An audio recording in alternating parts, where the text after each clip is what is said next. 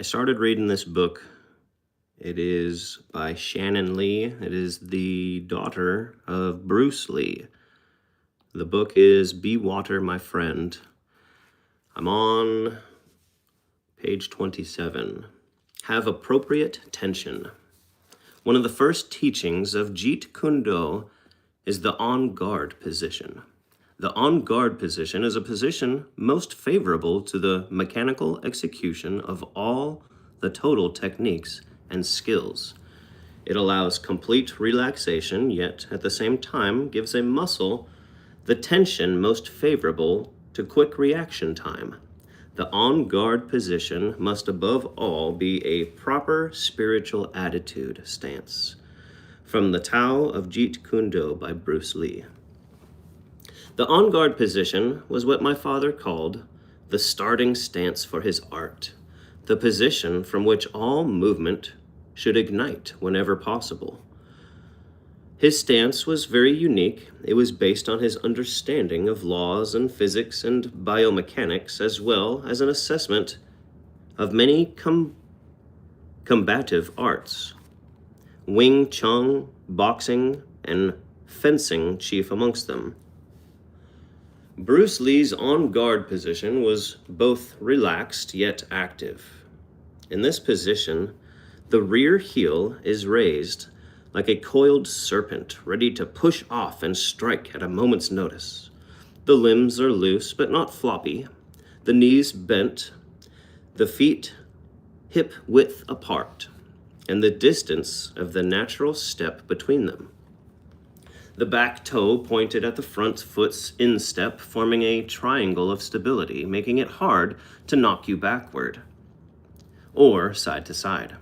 In other words, active yet stable, relaxed but ready. If you watch my dad in his films, he often bouncing around loosely in front of his opponent in his signature way. He is light on his feet, ready to spring forward, sidestep, fall back, or cut the angle at any moment, but he stays in an approximation of the above stance, even in movement, so that he can strike instantly. He writes about this stance. Fundamental positioning is the foundation. And so I proffer, it is with an approach to life, a good foundation means having a strong posture that is able to adapt and move in any direction. It means just the right balance of relaxation and tension such that responses can be immediate and efficient. And it means being able to move and reposition simply and with ease so that you're never caught with your weight on your heels. A simple and effective organization of oneself mentally and physically. This is a posture for engaging living. When you think about it, water is always relaxed but ready. Think about the phrase, open the floodgates. When the water is being held back by an obstruction of some kind, it is calmly waiting but ready to move. Remove the obstruction, and the water comes rushing through immediately without a moment's hesitation. Even while moving, it is in a complete and effortless responsive to its environment. Throw a log across a moving stream and the water adapts. It will spread and widen and deepen and work on any cracks or fissures it can until it finds a way through or creates an ecosystem all around and within. Water is responsive and alive. In order for water to be so on guard, it has to be holding a certain amount of tension. We tend to think of the word tension as a negative thing. Tension in our neck, our shoulders, tension in our relationship, but actually tension is a necessary component to aliveness. In order to metaphorically adapt an on-guard position in life, we need to strike a balance of aliveness. We don't need to be overly tense so as to be straining, but we also can't be so relaxed that we're checked out and incapable of responding. We need there to be a level of alertness that is grounded on a personal desire to be involved in our own lives. We need modicum of appropriate tension, enough that we are present, pliable, and engaged, such that when the floodgates open, we can flow on through. Be purposeful. One of the burning questions we all have is, what is my purpose? What am I meant to be doing with this life? What mark am I meant to leave? What's my most important work? And what is this all for anyway? My father would say the most important work you have in life is to be yourself, or as he called it, to self-actualize. What you do, teach, play, feed starving children, enforce the laws, write books, and who you are, a parent, a spouse, a partner, a mentor, an artist, is not as important as how you express your what and your who in everything you do. How are you being? This is what people mean when they use the word embodiment, to embody an idea, a practice, a value, or a concept is to integrate it into your being, which is expressed through your doing. To say that kindness is important to you, but then not to be kind, means you have not fully embodied the value of kindness.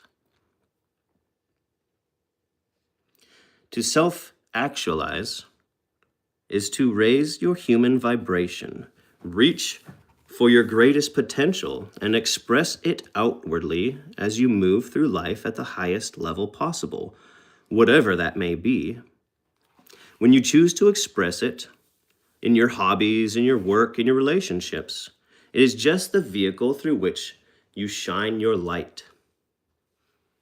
When your purpose is simply to be the most high-functioning and joyful version that you can be, the very moment you can be an opportunity to fill your purpose, and the journey becomes so much more exciting. You now have the purpose no matter what. Even the difficulties become more manageable, and when we are committed to expressing the truth of who we are. My father encouraged a lifelong process of self-actualization. To actualize means to make it a reality. And so then to self-actualize is to make a reality of oneself. It is to know oneself and express the uniqueness of oneself in the world with such skill and with such ease that, like water, it will flow naturally from you. Think about how water is water. It doesn't try to be anything else. To be like water is to be engaged in a process of discovering and then embodying your most real and true selves. Sounds easy, right? Yes, but as you start down the path of self-knowledge and discovery, you may come to realize how much you are not being true to yourself, and maybe not even to the people around you. And suddenly you realize, this is hard. I don't like this. But as with everything, you don't get to be Bruce Lee by taking one kung fu class.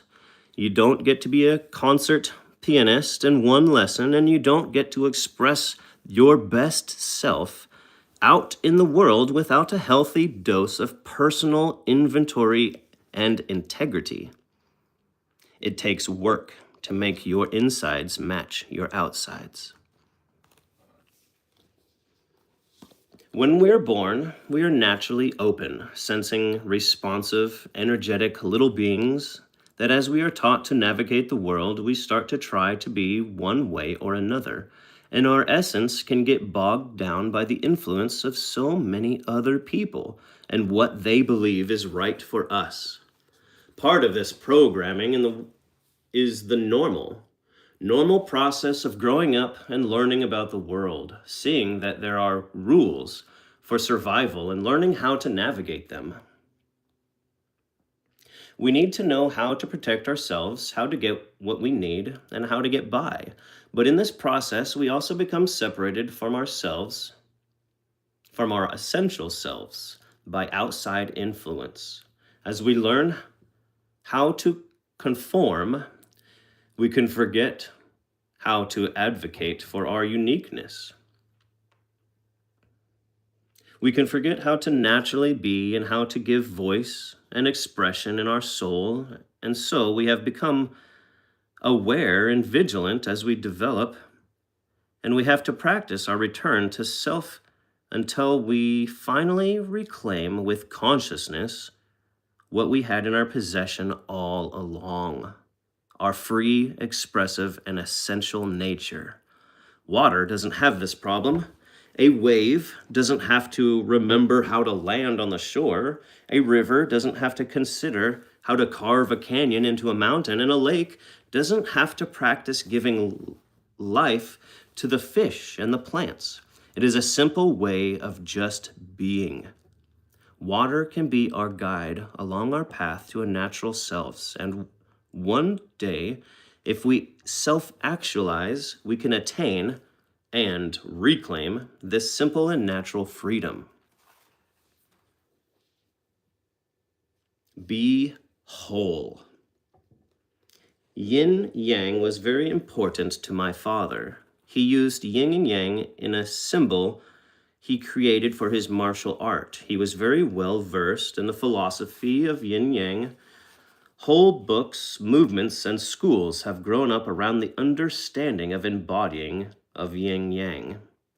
And we will talk more about this as we go, but for now, let's start with a basic understanding of the symbol as a representation for wholeness. In the Western world, we tend to consider yin and yang as an opposites, hot and cold, young and old, or tall and short. But in the Eastern world, yin yang, noticed I removed the and, that's separating the two, are considered complements of one another, not opposites. In fact, they work together to represent the whole of the experience. If you think about it, hot and cold are merely the extreme ends of the whole experience of temperature. Without hot, there is not cold, and vice versa. And further, without both, there is not the moderate pleasantness of warmth or coolness. And so it is with water. Water is gentle yet powerful, soft yet strong, flowing yet deep. And so it is with life. Life can be joyful and sad, beautiful and ugly, exciting and terrifying, and yet these are the extremes of the whole experience. If we resist one half of the experience, we may never reach the heights of its rewards or the contentment of its balance. But when we strike a balance within the interplay of these extremes, we find peace and harmony. We find ease. So let us seek the full experience of this thing that we call our life. Let's look at the entire ecosystem of our being and our humanity, and let's remember that, like water, we can flow quickly or slowly. We can train hard while being gentle with ourselves in the process. The journey of flowing towards self-actualization and wholeness is not undertaken lightly. It will require your full attention, but as you grow, you will begin to see, and, more important, to experience a fluid interplay between the elements that make you, you.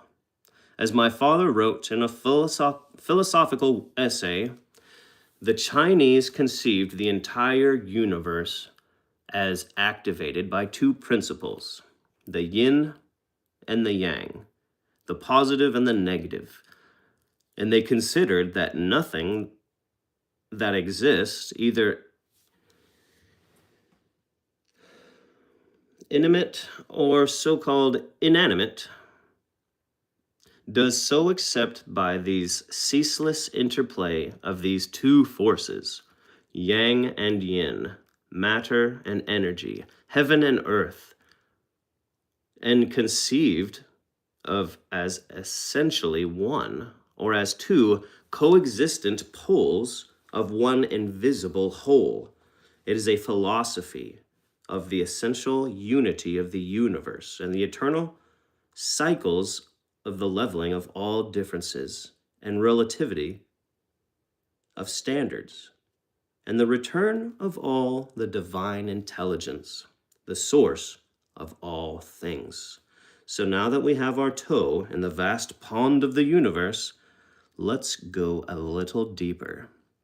Come on in. The water is fine.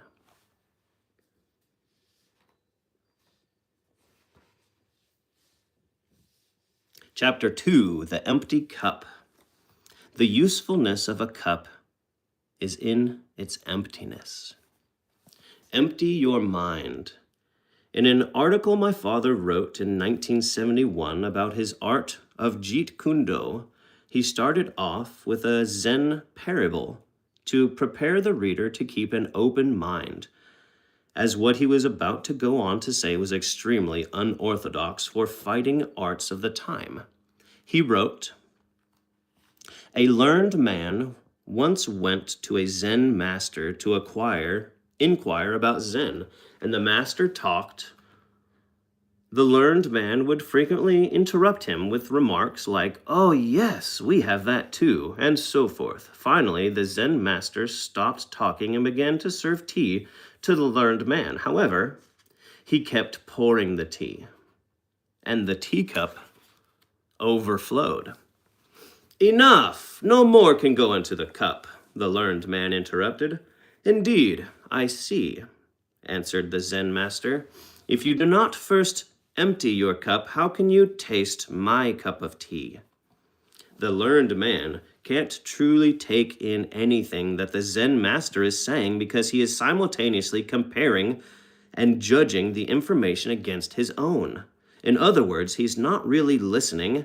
His mind, or his cup, is too full of his own point of view, measuring and evaluating everything the master has to say to let anything else in. In overflowing the cup, the master shows the man how he must let go of which he already thinks he knows. He must empty his cup in order to really listen and take in new information. The Be Water quote begins with the prompt, "Empty your mind." This first request is perhaps the most important one in our process because it sets us up for everything that comes next. My father believed that this act of leaving behind the burdens of one's preconceived options and conclusions had in itself a liberating power. In fact, if this step is the only one you actively work for a while, you will expand your life considerably.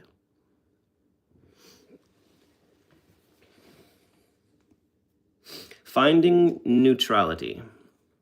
Emptiness in these first discussions of the mind means a state of openness and neutrality.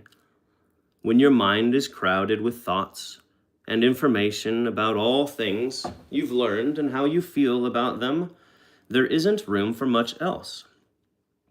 You've given up access to new possibilities and points of views. You've limited yourself in order to learn new information. We must first make room to let that information in.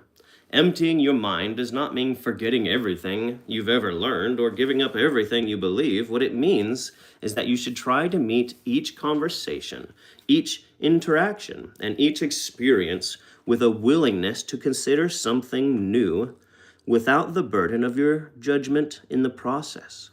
You must give up everything you think you know and believe for just an instant in order to fully experience that which you are encountering in the present moment.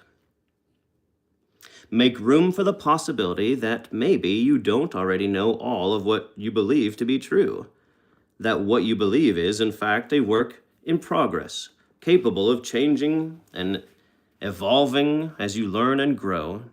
It is under these conditions that you may discover something that you never thought was possible. Take a medical profession, for example. If we never considered there might be new information or ideas, we would still believe that smoking was good for you or that polio was incurable. So this is a serious idea that the mind should stand open and unclouded by one's previously held preferences, beliefs, or judgments in order to be ready to receive. You may or may not end up discovering a new vaccine, but without being open to the possibilities of what there is to discover, you'll never expand your knowledge, and your growth as a person will be stunted and slowed. In fact, my father suggests that predetermined and unquestioned preferences are the mind's worst disease. Stand at a natural point between negative and positive, he wrote, no longer directing one's mind to anything. Emptiness is that which stands right in the middle of this and that. Never be for or against. The struggle between for and against is the mind's worst disease. Do not like or dislike, and all will be clear. Consider how much influence your preferences and beliefs have on you in every moment of every day. As we go through our day, we are expert evidence collectors, so much so that we should all have our own CSI show. Because of our beliefs and our preferences, we walk around collecting the evidence of our experiences to bolster our beliefs. If I walk into a party with a sense of dread, then I am subconsciously looking for evidence of that dread to prove myself right. And it may be true that there are things to dread at the party, but because I'm on high alert for all the dreadfulness, I will conveniently find it and not see anything that might be enjoyable or fun.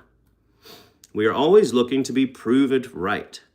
And when we have the need to be right, we will only accept that which substantiates our point of view. And what happens when we can't collect our evidence? When our case isn't lining up so well, if the experience is enjoyable, when we're expecting otherwise, like that party that turned out to be not so bad after all, then we brush it off as a pleasant anomaly, or we just feel like we got lucky. But when that experience we thought would be great turns out to be not so pleasant, well, then suddenly the world seems incomprehensible. Let's say a party you really believed would be amazing ends up being a nightmare experience instead. It's wounding, and we decide we're never going to another party like that.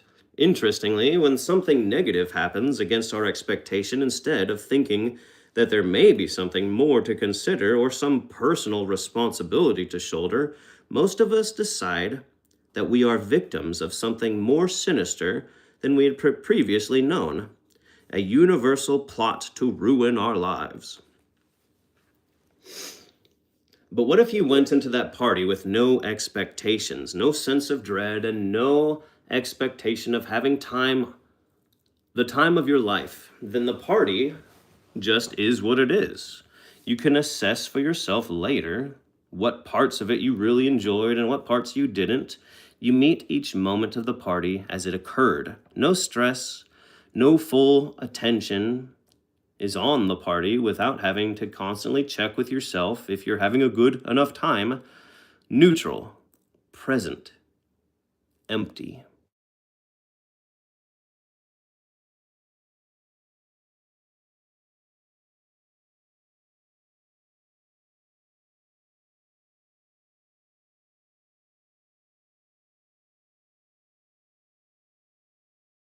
Life choices need to be made, or making judgments between people who might be good for us versus bad influences. If we never for or against anything, how do we make decisions? Choiceless awareness. Remember the on-guard position. Our poised and ready posture in the face of any situation. Let's consider that The mental version of our opening stance on life should be this one of poised neutrality. What we are trying to cultivate is what my father called the ability to see purely. Pure seeing means to try as much as possible not to project one's preferences or opinions onto something in the process of experiencing it, so that what you encounter is the truth or the reality of things as they are in their objective totality. Instead of weighing everything as good or bad, right or wrong, as it is happening, become a fully sensing organism so that you may see and encounter the experience with your whole being. If you focus too much on the mind and its preconceived ideas and assessments, you are holding part of yourself separate from the totality of the experience. But if you can pause and allow yourself to sense anything, perhaps you will experience something new or a richer version of something you already know. It is to see things as they are and not become attached to anything. Scratch away all the dirt our being has accumulated and reveal reality as its isness, in its nakedness. Drop the burden of your preconceived conclusions and open yourself to everything and everyone ahead. Be calm, beholder of what is happening around you. You simply see, and in the seeing, the whole is presented and not the partial. This is the process my father called choiceless awareness. He adopted this term from Krishnamurti, one of his favorite philosophers. The idea is to have awareness of all that is happening around you and within you without judging it, without making choice or creating a story about it, while maintaining full awareness of it. See it purely for what it is. Experience it fully so that you can have total experience rather than partial and therefore limited one. Consider the situation when you see someone who annoys you coming over to talk to you. Because that person annoys you, you are prepared to be annoyed before they even open their mouths. But what if you were to drop your judgment and open yourself fully to the experience? Perhaps in having the ability to just stand back and observe this person without judgment, you might pinpoint what it is that annoys you so much. And you might go even further and figure out why that annoys you. And more important, you might find out something about yourself in the process. Is there some understanding you need to develop within yourself to feel good or safe or connected in the person's presence? Can you have compassion for this person and see them as someone who is struggling through life just as you are? Can you see how their own set of circumstances has led them to develop this way of interacting as their cultivated method of coping? A great amount of information might be available if you stop liking and disliking and simply observe. Another part of the choiceless awareness equation is that my father called absence of thought. Absence of thought means not to be carried away by your thoughts in the process of thinking them. In other words, don't get stuck in a particular thought and spin around it obsessively to the detriment of all the other sensories input that pass through your perception in the moment. So when the annoying person does the annoying thing, don't get stuck there. See, there is that annoying thing again. God, why does he do that all the time? Doesn't he see how annoying that is? How could he not see how annoying that is? What an idiot. When this happens, you are no longer present. You are trapped in a box of annoyance from which there is no escape, and you are no longer seeing purely. You are certainly not having a non-judgmental awareness of the whole situation. And guess what? You are no longer having a good time either. Now, this doesn't mean you have to spend time in annoying situations with annoying people to learn to like it. It simply means you get the opportunity to have a different experience and change your perspective.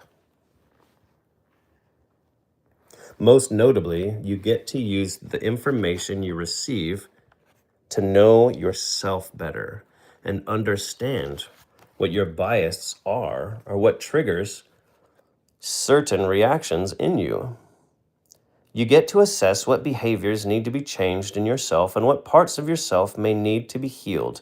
In other words, you get to convert that negative energy into energy for yourself rather than giving it away to someone or something else. As my father said, I must give up my desire to force, direct, strangle the world outside of me and within me in order to be completely open, responsible, aware, alive. This is often called to make oneself empty, which does not mean something negative, but means the openness to receive. From this place, we can make the decisions we need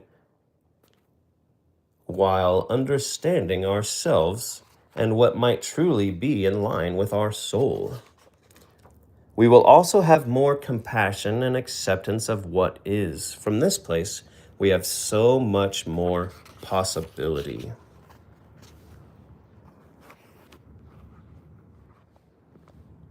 End of page 39.